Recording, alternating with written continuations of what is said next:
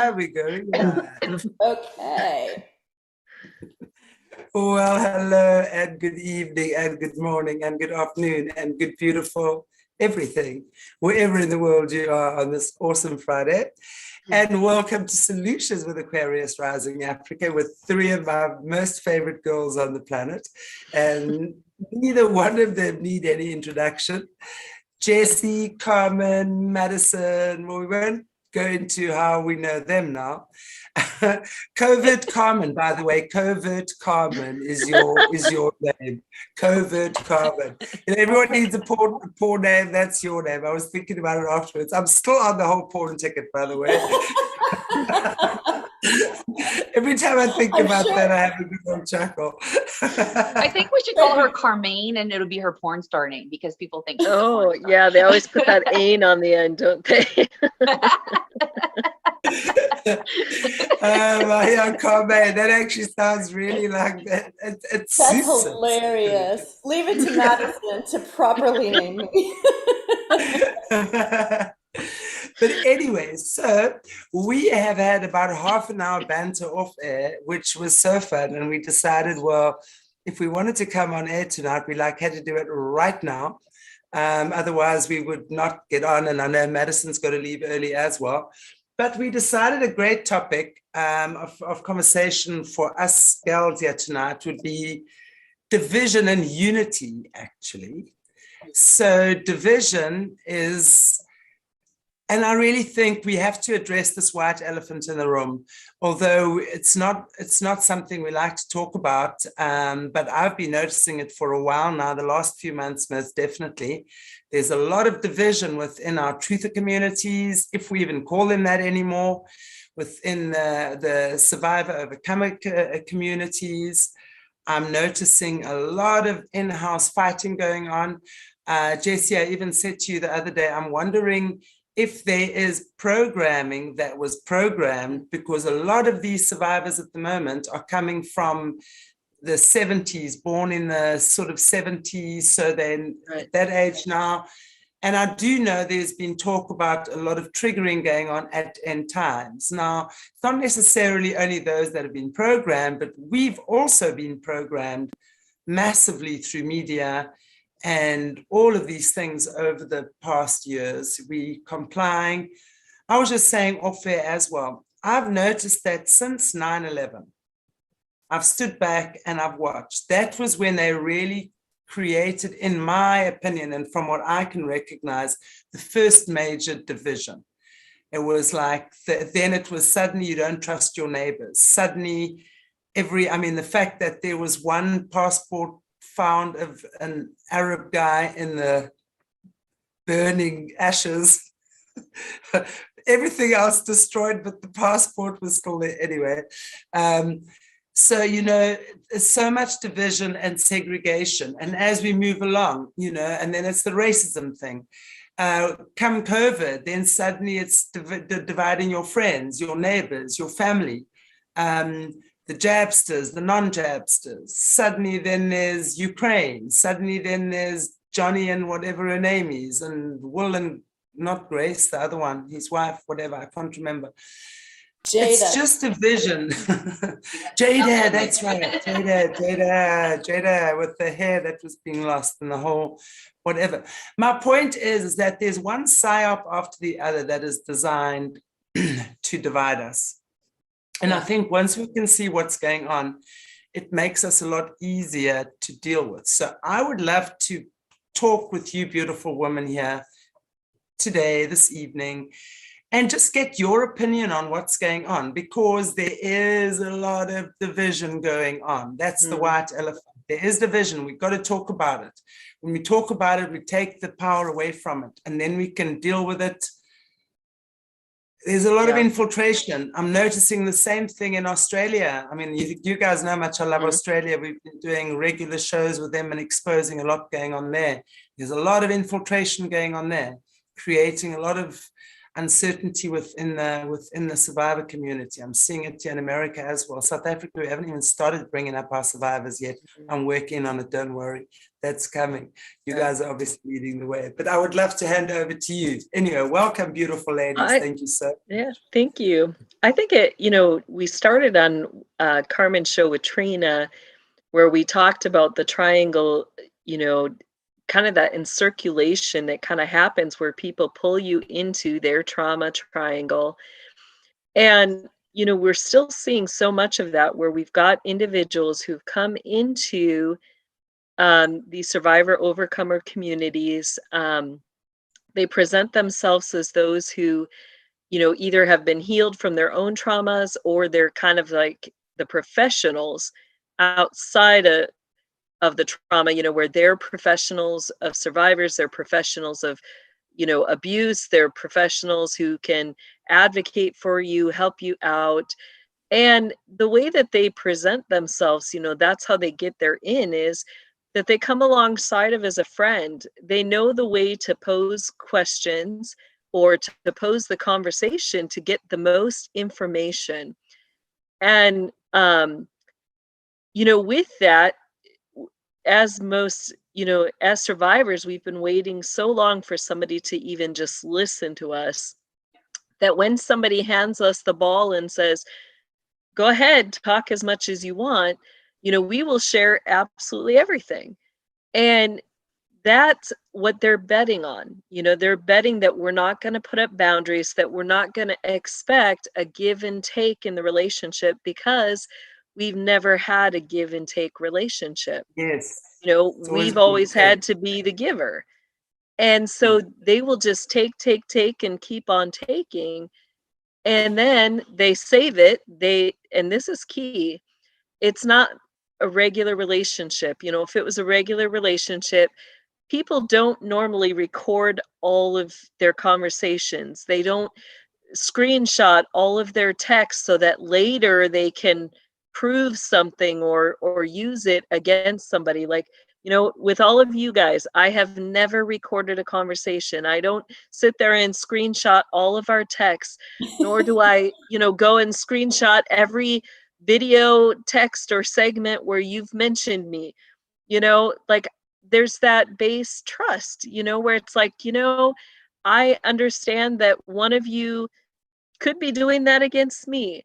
I understand that down the line, you could slap out a whole bunch of things, interpret it the way you want, and guess what? I'm kind of screwed because I've shared a bunch, but I choose to put myself in that vulnerable position with you guys and trust and say, you know what, at the core, I really want people to trust. And so I'm going to operate in this relationship like a relationship should be.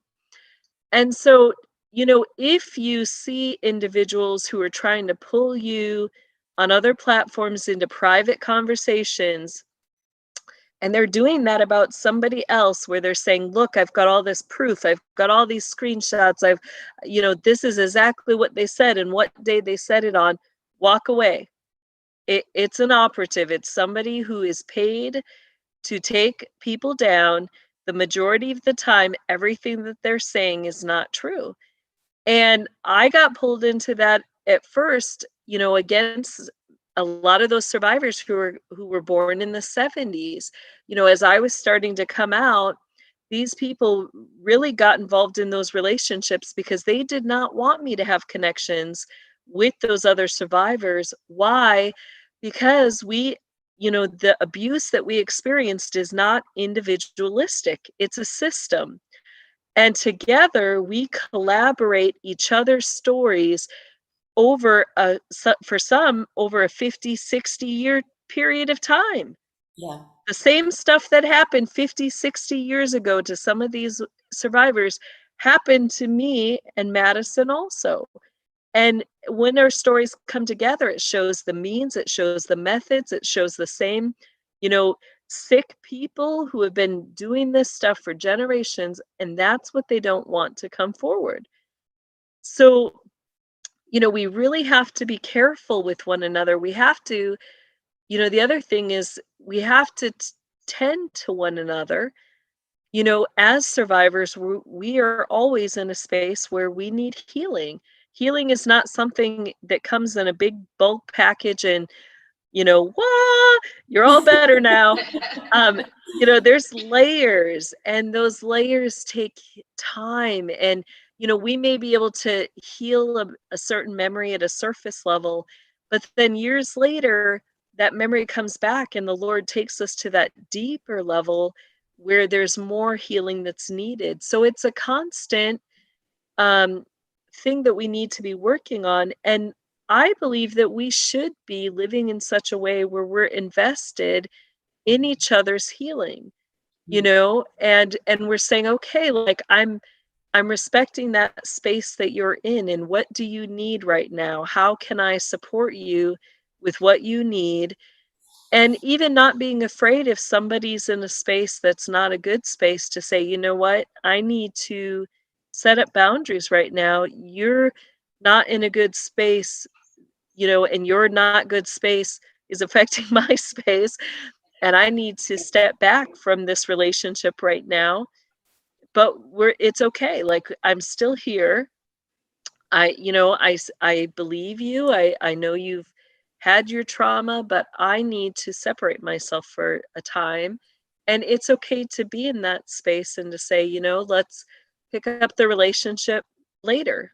You know, let me do some more healing work on my end. And we need to allow for those type of things to happen. And, you know, Absolutely. I know, Madison, you can address a lot of the triangulation that these people try to put us in. And I just have to say, I'm so proud of, like, every time I see you, you know, really going after it, addressing it on your Telegram channel or on your Twitter channel, I'm just like, yes, good job. You know, like, somebody's bold enough to say, hey, here's the boundaries. If you don't like them, too bad. These are the boundaries. I love it. And Absolutely. There's nothing to get confused about then. When your boundaries are there, you're honest, right. You'll say, that's my boundary, and absolutely no, you're not coming closer. And yes, I do that. And people can't argue with the truth. And it's just being honest. That's my boundary. Boom. Yep. I love it. Well, they like, so a lot of the survivors, and I used to be like this. So it's not like I'm speaking as if I haven't gone through this, is that they thrive off of that chaos. That's what that triangle is. It's chaos, and they thrive off of it.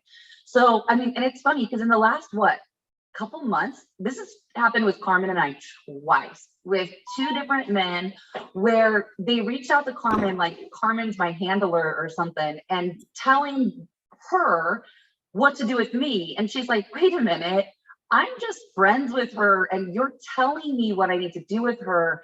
And so Carmen and I, you know, talk about it. And, you know, crazy enough, Carmen and I were both married to narcissistic men. So when you come across those type of men, you're like, you dead, what does Carmen call it? Dead rock? What do you call it? Dead? Oh, gray rock? Gray rock. Yeah, you gray rock them, and you don't get into it. And these men have tried, it's like they're pining for my attention. I know it's happened with Jessie, where they're pining for it, and when you don't give it to them, they get like cowards, and they go on the attack and everything. Well, they get obsessive too. They get obsessive in that constant attack then, because they're not getting attention from you. Exactly.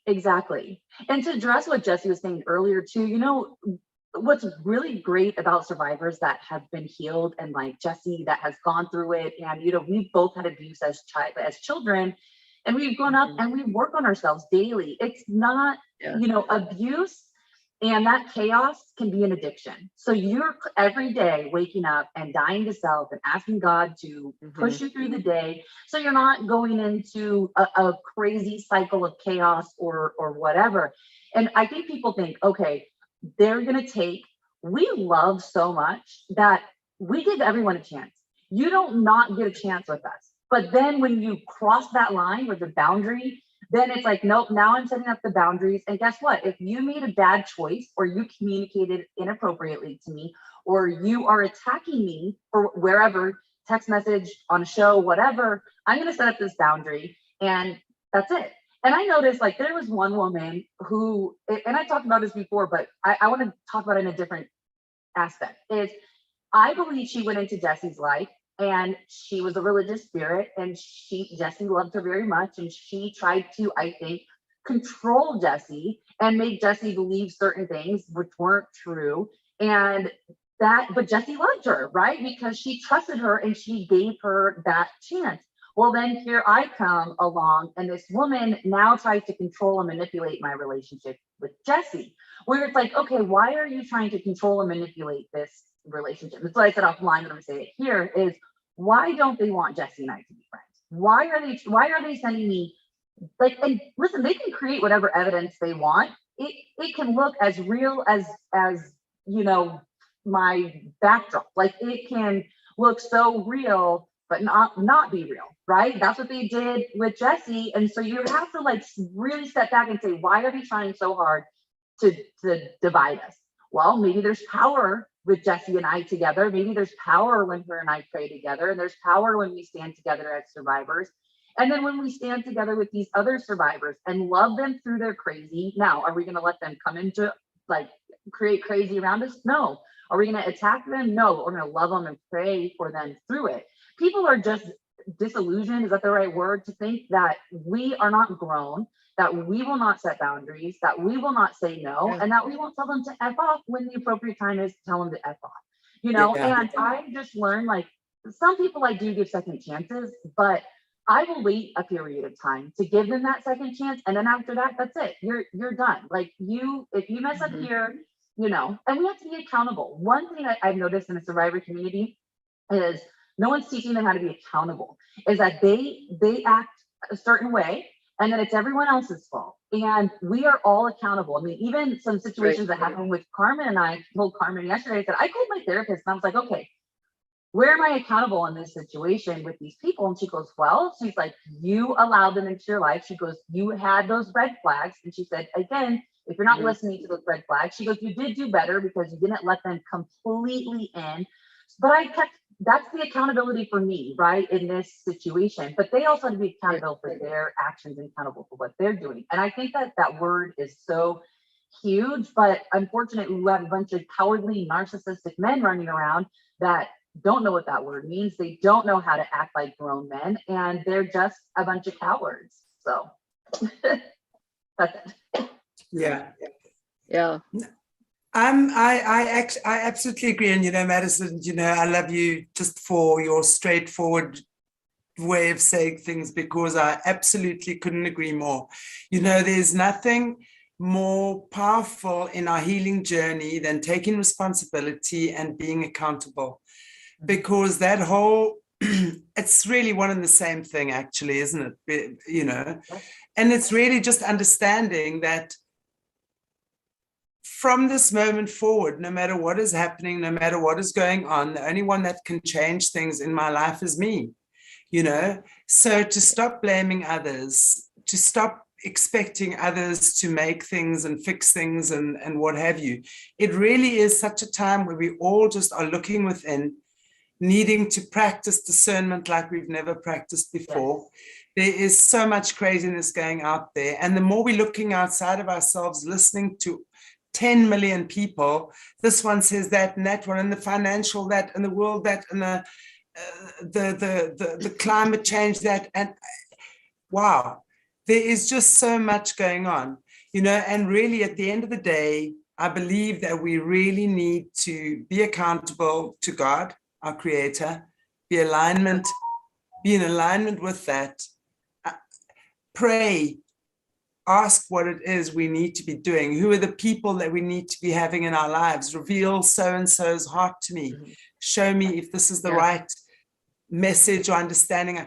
You make those decisions yourself. And I think when all of us actually do that, especially now, there'll be so much less division. We find our tribe. You know, we find, I found you, beautiful, amazing woman from 10 million miles across the world, you know. It's what happens, and we don't allow the nonsense. We've been through some storms, right, in this past year.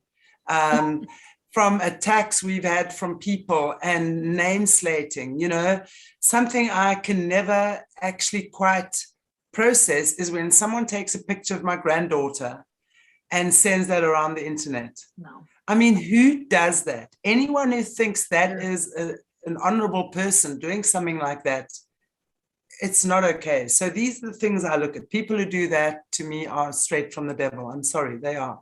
There's nothing even godlike about that, no matter what your intention is. But it's interesting. So Carmen, I mean, I'd love to hear from you on this. I know you've also had some stuff going on, and you know, what have been your experiences on this whole divide and conquer and let's unify again? Well, can I quick interject just super fast? I just caught Sure. something for the first time, Chantelle. You know, some of these harassers like to put out lies about you not being a woman. So I think that you've just proved like some of these leftist theories, you know, and laws plausible, because, you know, if you're really a man and you had a granddaughter, then are you the first man that had a baby? I mean, either. Hey, listen, I need to go down in history for that. That's for sure. You know, I need to go down in history for that. I think we just need to prove the harassers, you know, they've been putting lies out about everybody, you know. But I mean, yeah, absolutely. It's insane. It's insane. You know what they call it? Like, they don't have anything else to say. It's what they say. And I said to Carmen, I'm like, can they just like make up some new stuff and call me a man? I'm like, of course I can prove it because I was in the porn industry, so you know it's out there. But I'm like, can you just anything new? Like, if you're gonna make up some shit, like they've been saying that about you for a while. So okay, listen, harassers, we want some new material so we can laugh at you. Exactly. So, what do you say, Carmen? Well, I have two goals. Like when I think about what my platform is, I have two goals. One is to create an alternative way, because Satan's system is horrific, and I am trying to reach out to people in other countries, trying to connect with people who love, because if we waste too much time in the mud, then we really miss out on all of the light and all of the potential as the body of Christ.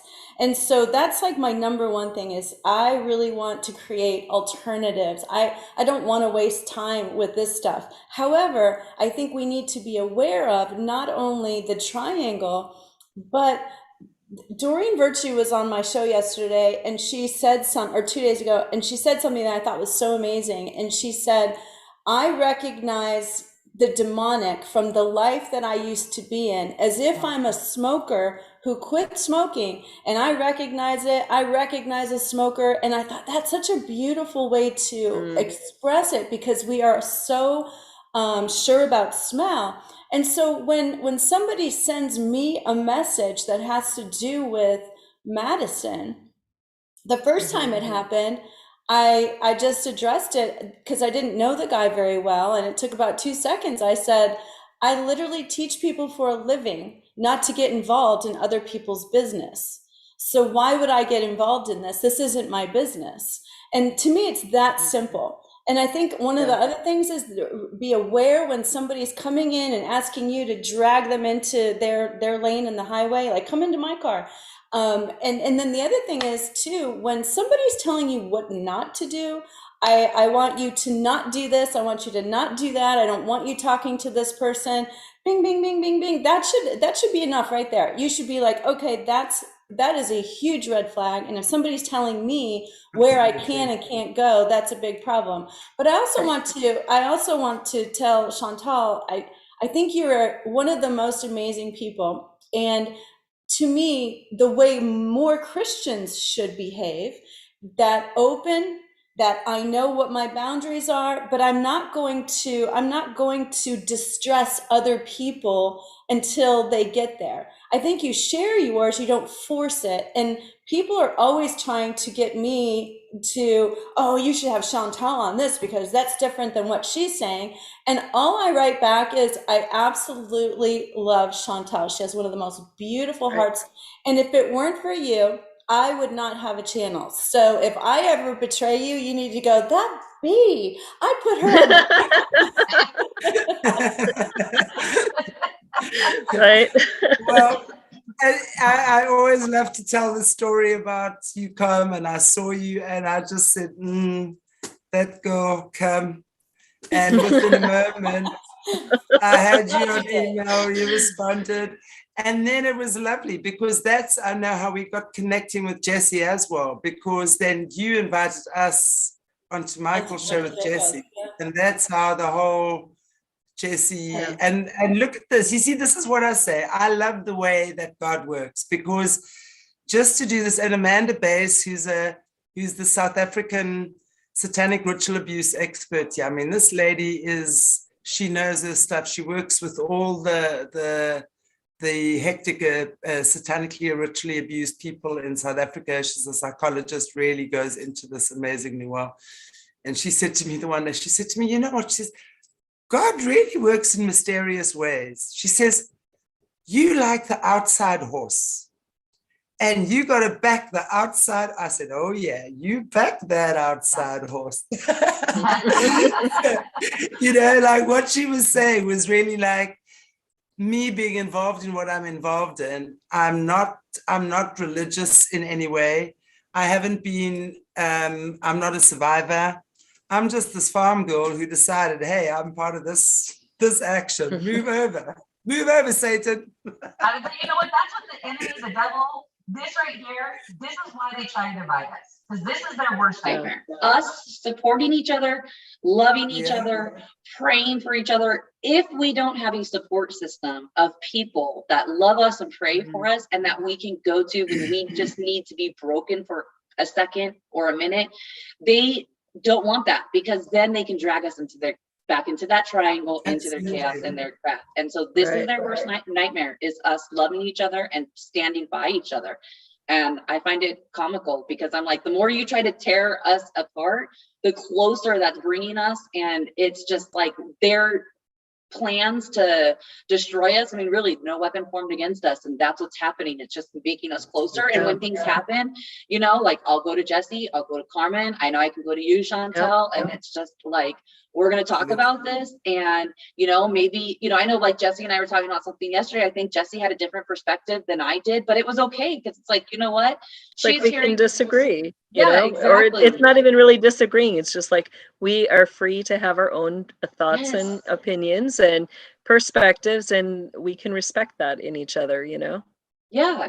And we love each other no matter what. Like, you can disagree. You don't have to sit there. I don't have to ever call Jessie a name. I don't have to, you know, get all crazy with her. You know what I mean? Now that's how I used to be. I'd be like, why are you disagreeing with me? And you want to like fight that. But when you're in that healthy space, you don't fight that anymore. And you're just like, let's have these discussions, because you know what? Even though we agree to disagree, you know, some time can go past as you think about things, and your perspective might change. You know, when your emotions are involved, sometimes you have to step out of those emotions, and then you can come back and be like, you know what, you were right on this situation. You know what I mean? So absolutely. And I love, you know, it's like, I think that, you know, we all have so much to bring and so much to offer, and that's really, you know, where my heart is, you know, how do people relate with each other? And I look for those qualities, you know, that are about, you know, or that align with my passion, which is really seeing that everybody gets to the end of the race, but not just with their own glory, you know, that they get to that end of the race, giving glory to other people as well. And I'm not talking about the glory that, you know, belongs to the Lord, but he's given each of us a position. He's given each of us things to do. It says that he's formed the days for us. And, you know, with Chantelle, I see so much of you that you really see people's hearts, and you know the right questions to allow them to feel like they have that safe space to really share their heart. And so, you know, you display that beauty in them. And then Carmen, you know, with those same people, it's so interesting to watch, because you're so applicable. Like, you know how to put the beauty into application. You're like, okay, this is how this works, and this is what it's meant to do, you know. And then MADYSON takes it to a whole nother level, where she's like, yeah, we got something to work with, let's go to war now, you know. And that application into where it can be used in battle. but all of us have those different, like, we all complement each other. And if we're not, that's the way with every individual it's meant to be. And if we're not living in that way with each other and for each other, then we're really doing each other a disservice, and we're doing a disservice to ourselves, because we can't be who the Lord really formed us to be if it's not within that corporate setting. Like, we're meant to all be together and to have that unity. Yeah. Maria Farmer always talks about both you and Madison, and how she surmises that from the beginning that y'all's light is so bright that you can sit in a space that most people would be like, I'm literally burning to death, like I am so hot. But it's the way that I imagine it in my mind, it's as to why it angers people so much, how beautiful, like truly beautiful you guys are, is, have you ever gone to a matinee and you come out during the day from a movie, and you're used to coming out from, and Yeah. it is so bright and it almost hurts, like you can't take it. And I just think that's what happens, is there's certain people that they're longing for the light, but it was too much on their reality in that moment. And so I would really encourage anyone that feels offended by the light, or offended, that all it is you're just adjusting to it. You just have to allow for a little bit more to come in. The problem is people become codependent, especially survivors, because any victim is a codependent. And so they're so longing for love. And if they can just shift that desire to connection with God instead of connection with man, they're home free. Yeah. They are home free. But they get caught in these people that are giving them all the attention. And, oh, you're so cute, you're so handsome, I love you so much, your story is the greatest. And it's so intoxicating, because you need it so bad. That's why I dated really unhealthy men after my divorce, because I was so desperate and thirsty that I wanted attention and love, that I selected just like whoever would give me attention, It's not good. Well, that's like the desperate, like you said, the desperation of just wanting it. But then on the other side, that's where the obsessiveness comes with Jessie and I.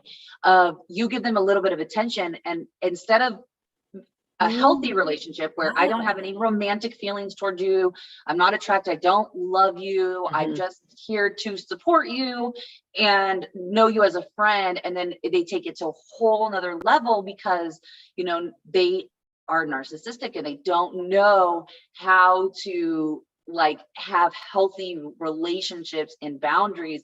And so they get obsessive. And then when you don't give them that attention back, like that romantic attention back, then they just lose it. Like they lose it and they go crazy. I mean, I know like Jessie's talked about it with, I'm not going to say who it is, but with one where it's like, you give that, it's like, calm down, dude, because I'm not, don't ask me or talk to me sexually, because that's not who I am. And that's a boundary you can't cross. Even if I was in a romantic relationship with anyone, I wouldn't want him talking to me like that. So this is inappropriate. And I'm not like, a $2 hooker on the street that you can just say whatever to and think you're going to get in bed with me. It's not going to happen,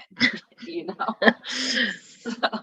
And I think, survivors should not have that label. A lot of survivors, because it's the most intimate part of you when you're able to enter into that marriage relationship and that type of, the sexual intimacy. So we do get a lot of attacks that way as survivors, because one, they think that every survivor, the majority of survivors have been sexually abused. But then there's labels that go with that, and people try to re-victimize survivors with that sexual label, that you're desperate, that you want something, that versus maybe, our aim, our goal is that we want it the way God intended it to be. We want those men to pursue appropriately, but with boundaries. We want a guy who can stick to his boundaries and say, you know what? if I have to be with you 40 years before there's any physical attention, I'll wait, you know, but the majority aren't like that. They're not willing to put themselves in that position.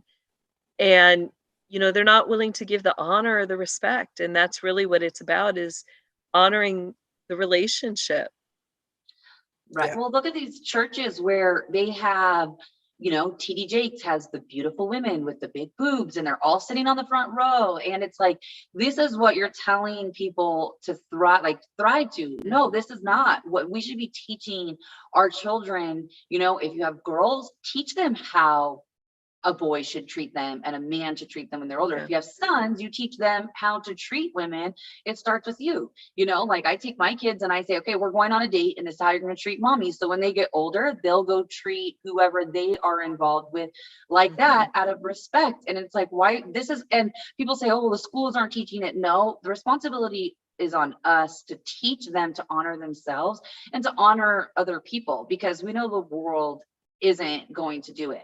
But it doesn't give anyone the right, though, to keep us in a box of sexual exploitation when we're not there anymore. And just because they're stuck there or because they want to go look it up doesn't mean that they get to take us there or keep us there. It's just never okay. And, you know, again, that's why some of these survivors, I believe, are having issues, because they're confusing so much. And then they have these other people that are telling them or probably making inappropriate jokes, and it's just not okay. We should do a show on that, appropriate ways to treat a survivor. Yes. Yeah. Don't tell us what to do. Yeah, well, I feel like that was one of the things that I really wanted to bring home, and that's why Trina and I have come together, because like she said so beautifully, to be able to have this whole community understanding what a triangle is, where you are on the triangle, if you're still on the triangle, if you're being pulled into the triangle. But also, I remember telling, because I like I've told everybody before, I talked to MADYSON a lot, I talked to Maria Farmer a lot, and I over and over tell them, do not trust me. I don't want to ask anything of you. Like, to me, it's kind of like they've been so long without a friend or a boyfriend that wanted something from them. I want to be that person that doesn't ask for things. I mean, MADYSON has started offering things, and, you know, because I feel better like saying, oh yeah, that'd be great if you want to offer. But I think to like, I saw somebody in here saying, you know, I wish I had friends like this. It really begins with becoming that friend, you know, letting people know. It's kind of like what I'm doing with them is treating them the same way I would like a boyfriend to treat me, you know, to allow me to grow into that relationship. It's the way we should be with everyone. And like I had said earlier, Chantelle's brilliant at this. Like, I literally laugh at how people do try to, I don't know if they do at your channel, but they try to get me to, like, you know, you and Chantelle are thinking different. And I'm like, you know, that it's just the silliest thing in the whole world. Like, let's say Chantelle believed that drinking water at exactly 9 a.m. with a teaspoon of lemon and twirling 3 times and drinking it was her way of doing things, or my way of doing things. She would just go, yeah, go ahead and do that. Like, I don't care what your beliefs are. And I think that you twirl in the mornings. I'm gonna forever have that image in my mind now. MADYSON going to the fridge. La la la la la la la. It's ridiculous to try and force. So it's one thing to say, these are my beliefs and I love them and they're beautiful and I'd like to display them for you, rather than Chantelle better hurry up and do this. Or she's going to go to hell. Like, I'm sorry, that's just not going to happen for me. It isn't going to happen. You should stop trying to make that happen. I mean, Chantelle can twirl and do whatever she wants as part of her day. But why is that though? We're okay, you're going to go to hell because we believe a little bit differently. Didn't God love and hang out with the lepers, the prostitutes, and the drunks? Do you really think he Bible death, like beated them to death? No, he did not. It's like, well, and many of them didn't come through the Bible beaten over the head. Yes. You know, Levi, or yeah, was it Levi? Levi was the tax collector in the group. And, you know, he came, like, he saw the Lord was sitting with them, eating with all the sinners, and he made that choice himself, like, I want to follow you. And we can't push other people into that relationship with God, and we can't fix their issues that they have with God, and God is big enough to deal with it and take care of the matter on his own. Like, we don't have to make that relationship right between somebody and God. Really, that's God's job, and we need to step out of the way and let the Lord work. And some people he brings at the last minute. His word says that some are snatched by the seat of their pants from the fire. So Yes. what does that mean? It doesn't mean, oh, we better start thumping them early. No, how I take that is we better be ready to get our hand and put it in the fire to grab them by the Yes. pants if we're the one God calls to do that. Yes. Well, imagine if you just sat with somebody, some stranger, you went to a coffee shop and there was someone sitting there, like, I'll give you an example. There's an old man at my gym, and he like is the cutest thing ever. He wears his jeans and he does his little bike for like a couple minutes. I think he just wants the, and yeah, I talked to him the other day and I was like, I just love that you work out, every morning. And he goes, I just went skydiving. He's like an 80-year-old man. He's like, I just went skydiving. And he's like, I take you skydiving. I'm like, I'm good.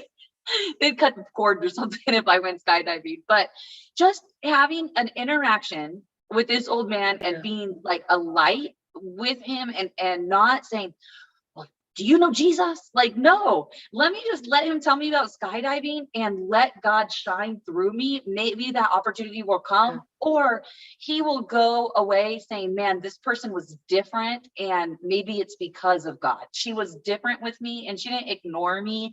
I'm an old man, I can't hear, and I'm walking around working out on my jeans, but you're listening. It's the same thing with a bum on the street. Would you sit down and talk with them, buy them a meal and break bread with them and get to know their story? This is how we spread the gospel. The crap with the mega churches and even the churches at this point that aren't teaching a relationship with God and how to minister to people the right way is where the issue is. It's like tithe, give me your money, give your money, but not go, let's see how the communities work, or go knock on your door. I'm sure on everyone's street, there's someone that's really hurting right now and could probably use a meal, right? Or just someone to sit down and listen to them. That's how we spread God. Well, and it's part of our priestly duties. Like, the priests were the ones who were the head of the army in Israel's day. So I guess I'm somebody, I love talking war. My mind is always thinking spiritual war. So when I think about it, like if I just was like sitting there thumping people over the head and like, get your butt in the army, get your butt in the army, you just go stand over there. When I go to present the army before the Lord, I don't know what I have. I have a whole bunch of people, but they don't even know their purpose. They don't know their place. They don't know their job. They don't know what the Lord has for them to do.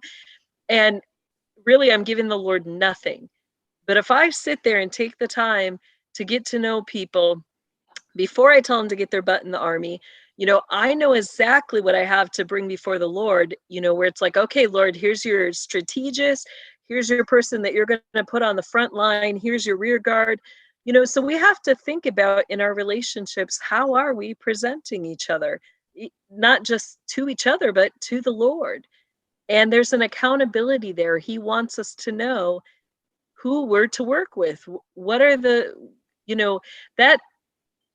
there's an honor there before the Lord. Like, do we really understand the days that he's prepared and formed for us? If we do, then we understand also those that he's given the same days to, and how that day is supposed to work out. And that's honoring to him when we are walking obediently to his will. And we can't do that if we're all loosey-goosey and we, don't know, and we're just going off doing our own thing, thumping everybody, saying, get your butt in the army. But we're not doing what his will is in that. Yeah. And it doesn't accomplish the days he's formed for us. So I think I Yeah. speak for the ladies here that we do know that if we were to like walk to the fire, you would be pulling us by the seat of our pants. Okay, so we appreciate you for that, Jessie. Just want you to know. I'm not being sarcastic. I actually really 110% believe that. So, guys, I would do that. oh, I know. I have got to go.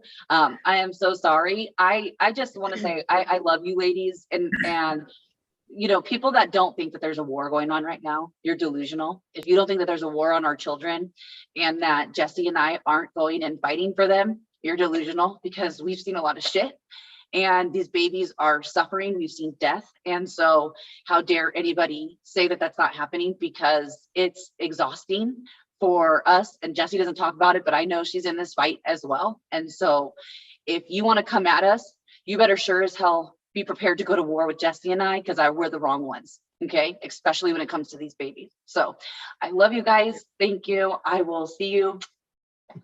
Love you, Madison. Thank you, you. Madison. So happy you popped in. So cool. That was nice. So lovely that you popped in to say hi. Yes, and I agree, Jess. You know, at the end of the day, I think there's a lot that's going on. And I mean, I can so understand you guys' frustration. You know, I mean, I was just saying to someone yesterday, you know, when I deal with people and they're ignorant to what's going on, I'm a lot more patient than what I used to be, I have to say, but I take it very personally. It's almost like, how on earth can you have such a nonchalant attitude and say, oh, well, I don't believe in the devil anyway. So, you know, there's only like 3 Satanists in South Africa. And I'm going, oh my gosh, come here, let me just shake you and hear your teeth rattle for a while, because then I think we can understand that, you know what I'm saying? So there's a lot of that going on. But I would imagine for you guys, especially going in there, really fighting the fight on such a physical, emotional, spiritual, and mental level. It's, you know, it's exhausting. And then there are those that will say, you're liars. It's true. Yep. It's the same spirit, though. It's that same spirit of control. And it's basically that, like Jessie's saying, it's the principalities that we're fighting. And those principalities are even in within people. And so somebody could come to me and go, you need to get Chantelle on the team. Like, you know, she needs to be this type of Christian tomorrow. And my reaction would be, God is in her. It is up to her and God. You think if God's in her and she hasn't become a certain thing at this point in time, that I'm going to do something more than what God's doing inside of her? Like that's the part that is so arrogant. We literally do not have the ability to do anything other than to love people. And that is really and truly the most important thing that we can do. Absolutely. And you know, I've got the perfect story. But the Lord really like drove that home for me. When I was working at the Veterans Hospital years ago, I love this. I had to laugh at the charge nurse of this unit, but she would call me in the middle of the night and she'd just be like, get your ASS here now. And then click, she'd hang up. And at first I didn't know who it was. I knew it was somebody from the hospital, but it's like, okay, which unit am I supposed to go to? Like, I don't know. And so finally I figured out it was her. So the one night she calls me and she's like, you know, get your ASS here now. And she's like, the family wants you to come and get the patient saved. And I'm sure you know what that means. And I was like, I don't know what that means, but okay, you know, so the whole drive there, I'm thinking about what that means, you know, and I'm expecting to get in this room and have this family that's arguing, you know, that's like pushing for this patient to come to the Lord, and a patient who, you know, is probably atheist or agnostic. And so I'm sitting here like, okay, Lord, just help me to navigate this. So I get there, and all that's there is the patient in the room, lying in a bed, heavily sedated and comatose. And I'm sitting here like, huh, well, how is this going to work, Lord? Because he can't even, make a decision right now. So, I was like, well, I'll just sit with him. And, usually I would just sit and spend time and I would start singing. So I started doing that. And I just, I think I was like holding his hand and just singing to him while I was there. And I actually, lost track of time and was there doing that for about like 2 hours. And all of a sudden, like, I see this vision. It was so strong. I was just like, it literally took my breath away. And I see the Lord, I just saw his hand come down and he brushed, like stroked the side of the guy's face. And I just started bawling. I was like, wow, like I could hardly breathe. I was like, wow, God, like, I don't even know what to say. And the Lord said to me, go tell the nurse to tell the family that I am with him. And so instead of, getting Wow. him saved, the Lord's answer to that response was tell them I'm with him. Now, what was interesting is that the guy actually was dying and they were expecting him to pass away within the next few hours that night. I ended up going home and I get called back in the morning and they're like, get in here now. Like, we need to know what you did. I'm sitting here like, about like what? What's going on? Did I do something wrong? Are they not happy with the answer that God's with him? I mean, that would have comforted me. So I get there and the guy is wide awake and he's writing, he's trying to communicate with the hospital staff about something. And they're like, we can't read his writing. And I'm like, you're expecting I can? So I sat there for another couple hours, like as the guy tried to write out letter by letter to get his phrase that said, tell the doctors I want to live. And I was Wow. like, wow, where's this going? And found out he was a do not resuscitate. And so the doctor said, well, what does that mean? Does that mean if he dies, he wants us to resuscitate him? And I was like, I guess so. Anyway, guy never died. He ended up going home. The Lord granted his miracle and he got life that night. And Wow. so, if we just step back, I could have spent that time, trying to sit there and thump him over the head with the Bible, knowing that he wasn't saved. And when I got out of the way, the Lord was already working in that Yep. man's life. And I got to witness the miracle of that. Exactly. That's it. And so stop trying to make Yeah. people be something that they aren't. God's got them. And if anything, you might slow down the process. Right? That's You might want to absolutely get on right. your own path with God, because when you Absolutely. really are in that path with God, you don't run around telling other people how to do things. Nope. That's just the way Yeah. that these things. So it's amazing. But yeah, I've loved this. I've loved this conversation tonight. I think it's so important and so necessary in these challenging times where, as we all know, there's divisive things going on, nastiness, and just stop. Just be cool. Yeah. Let's just be cool. We just, Yeah. Well said.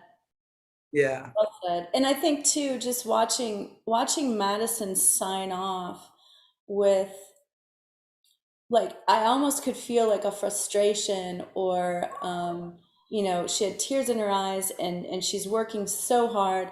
I just think it would be really smart of as many people who are prayer warriors out there, if you could lift her up. I mean, honestly, she is working hard and she is saving children. And so she's, when you try to, it's like I had this guy on who was a undercover cop, and you get so into that dark world. It's very heavy, it's very oppressive, it's very disgusting, it's nasty, it's every foul and filthy thing. And then you have to leave that, and then you have to go home at night and act like you've got this normal life with your wife and kids.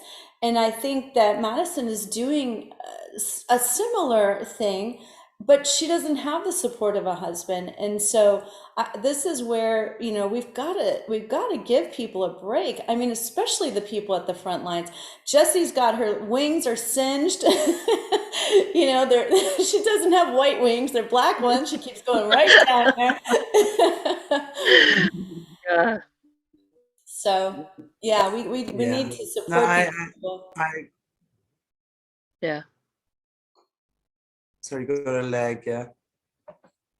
But I absolutely agree, Carmen, and that's really what it is, and Jess as well. You know, as I said, we've been through a lot, all of us as a team. You know, this past year, especially. You know, and as Madison said, if anyone thinks there's not a war going on out there, wow, we really need to relook at that, because it's a war for souls, so to Yep. speak. Yeah.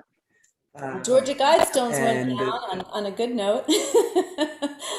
And also, there's someone in the chat that says that Jessie brought her to the Lord. So congratulations, Wendy. Thank you for sharing that. Yeah, that's very meaningful. Thank you.